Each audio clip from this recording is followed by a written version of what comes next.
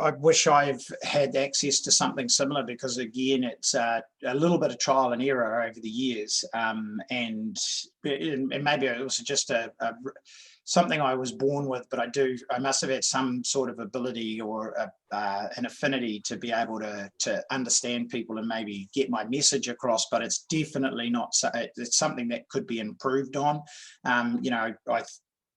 If I was to be honest and say, do I have 5 strings to my bow when I meet an athlete and go, oh, this is how they're going to learn, or this is how they're going to learn?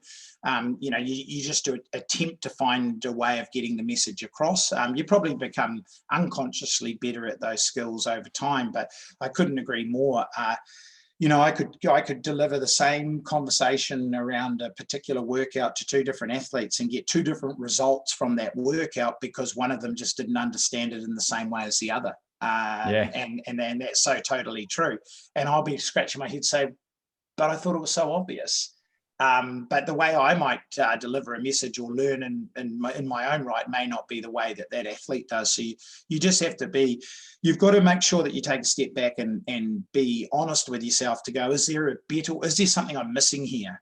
Why is it? And I had this situation just recently actually and it was a very challenging situation for me, because as a coach of professionals and age groupers alike, who's had a significant amount of success, fortunately enough, when you're dealing with some simple concepts, you think that there's no point in there being too much discussion around these things.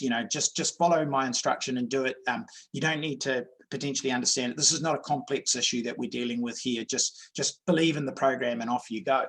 And this is with a runner that has had a horrendous injury history that we're really, really struggling with to work out why these injuries are turning up, because we've eliminated it being a mismatch between training load and recovery from training load. But these injuries are still coming. And I was challenged by the athlete to say, can I take over the run component of the program and run when I'm emotionally ready and believe that now is the time to run? Because sometimes when the session's in the training program, I'm feeling a bit flat, or I can feel a bit of a niggle coming on, but it's in the training program, my obsessive traits go, I have to do it, but I'm reluctant to do it. I don't totally believe it's the right time to do it.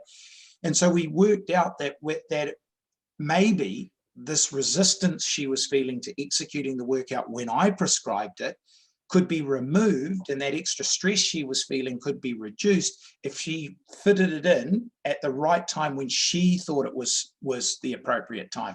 Very difficult to do as a coach, because when you're trying to balance swim, bike and run in a long-term program, getting the timing of those sessions right is pretty important.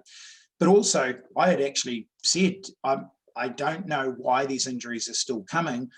If it's a belief that's required in when the session should be conducted, and the stronger belief is going to come when you decide to do it, then let's give that a go for a while.